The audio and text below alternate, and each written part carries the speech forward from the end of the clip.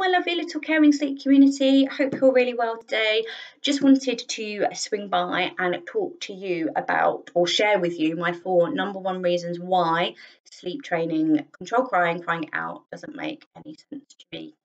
So, number 1, sleep training doesn't make any sense to me because crying is always communication, not manipulation. I have to be really careful how I say that. Quite often get it the wrong way around. But your small's crying is always communication. It's never manipulation. And they can't manipulate you because in order to manipulate, the brain has 3 parts. We have our lizard brain, or our hindbrain, which is that's responsible for survival. So fight or flight response, breathing, circulation, everything we need for survival. And that is up and running from birth. It's fully developed at birth because we need it to survive. As humans, we're really good at doing that. The middle part of the brain is a limbic system, and this is think of that as your thought and your process brain, and that gets wired through experience, nurturing, and going through those processes, and that can take up to puberty before it's fully wired. Then the last part of the brain is the neocortex, and this is, I call it the emotional thermostat, and this is what we need in order to be able to regulate or control our emotions. And again, just like the limbic system, this can take up to hitting puberty before it's fully wired.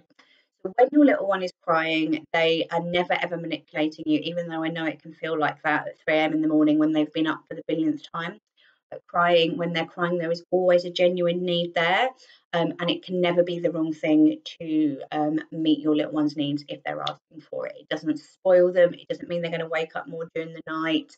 It doesn't mean that they're going to cry more. It actually does the opposite. It gets that need met, and they trust that if it's a trust thing, they have to trust that if they ask for you, you will come. And you have to trust that they will let you know when they need you, and that is the complete, the very core of the care it out approach. If they're asking for it, or asking for it, if they're asking for support, we don't ever need to withhold. We go straight away. But they trust that if they need you, you will go, and also you have to trust that if they need you, they will ask very clearly. Smalls are very, very good at asking that. Number 2, sleep training doesn't make any sense to me because babies can't self-settle or self-soothe. And again, this sometimes can be a massive sleep shocker to find this out. But self-settling and self-soothing, these are actually made up terms, and have very little to do with getting your small to fall asleep. Even if I am working with a family to move away from feeding, rocking, bouncing to sleep, for me it is never about self-soothing. And this is because when people are referring to self-soothing and self-settling, what they actually are referring to is something called self-regulation. And self-regulation is the ability to calm yourself down once you've lost your shiz. Losing your shiz is when you or your little one completely lose control of your emotions, crying, can't get breath up, red hot, sweaty vomit. Like I said, about to vomit is horrible. I don't need to explain what losing your shiz looks like. We've all done it. And as adults, we have, again, it comes back to, it's the same reasons why your smalls can't manipulate you. It's the same reason why they're unable to self-regulate. Their brains just aren't wired that way to do that. They're bright, they're geniuses, they're on the ball, they're all of those things. But manipulate you, they can't, and they can't self-regulate either. And again, it comes to the 3 parts of the brain. In order to be able to self-regulate, you need your limbic system fully developed, fully wired. You need your neocortex. That's the most important one because that controls the ability to control your emotions, to regulate your emotions. Fully wired before you can calm yourself down once you've lost control of your emotions. And as grown-ups, we have that. If, for instance, I hate being late, that is one thing. I'm usually so calm, nothing ever phases me, but being late drives me insane. And if my train is late, I do start to get very anxious, start to kind of get stressed. But because my brain is fully wired and my thought process is fully wired, I can go, right, I can phone the people I'm going to see, I can phone my husband, there'll be another train coming in a minute. I can rationalise that it's going to be okay. And if it's getting really bad or it's really late or I'm really getting stressed out, I can walk up and down the platform, I can take some deep breaths, I can get a drink of water. I have those tools to calm myself down. But when your little one has lost their shiz like that, they are unable to self-regulate and calm themselves down. And sleep training works on the premise is that we give them that time, we leave them to try and sort them out to get to sleep themselves.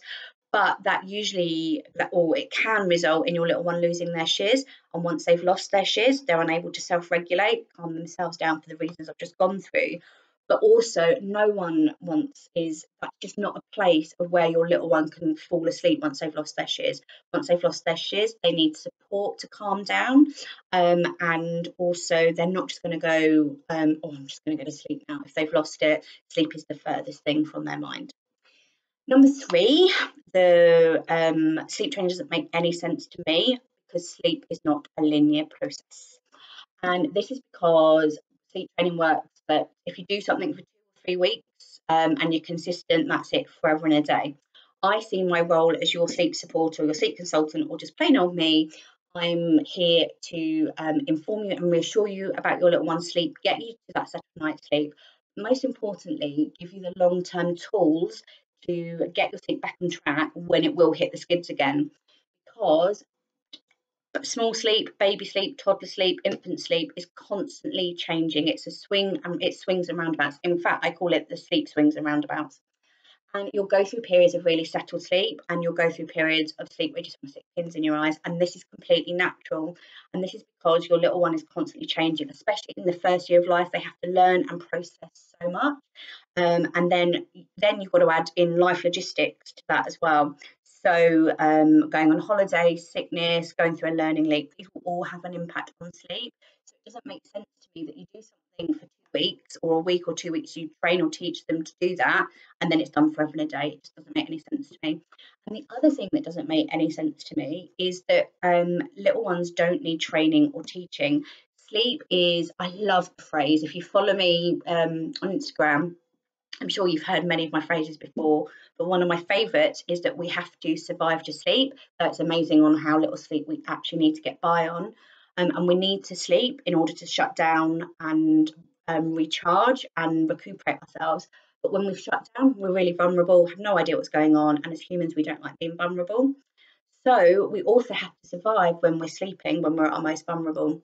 And in order to do this, the part of the brain that is needed for survival is completely up and running from birth. And sleep is a very innate process. It takes time for those sleep settings to build up. But ultimately, I don't believe you need to teach or train your little one to sleep. It's in there. Sometimes it gets blocked. And if there is a sleep struggle, we can certainly look at that. There's always caring things you can put in place. But teach or train them to do something that we need for survival doesn't make any sense to me. And then finally, number 4, and I think this is my most important reason, though I appreciate I probably say that to most things. The reason why sleep training doesn't make any sense to me is that it goes against all of our instincts. I was that person as a nanny that was trained to do the whole control crying out. When I was starting, Gina Ford was at the height of her career, trained that way. And it came to get the little ones to bed or down for their naps, and I was outside the room crying and sweating and all of a fluster myself, and it just didn't feel right. Kept doing it because I didn't think there was another way to do it. I kept on going. And in the end, I thought, you know what, blow this eye, doesn't feel right. I'm going to follow my instincts. I did what felt right for me, and in each individual small, and that is where the care it out approach was born, I guess, from there. And then it's just evolved from there.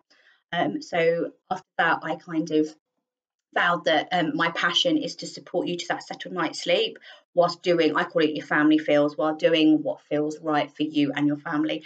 And feelings play a big part in my personal life, and when I am working with sleep, it's all about that feeling. Does it feel good? No, it's good to feel good, and if it's not, it's likely to not be the right thing for your family.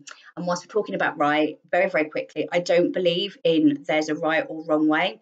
And I would never be silly enough to presume I know what your little one needs over you. You are your little one's expert. And there is no right or wrong way to parent. For me, it does come down to how does it feel every single time. Thank you for listening. Bye.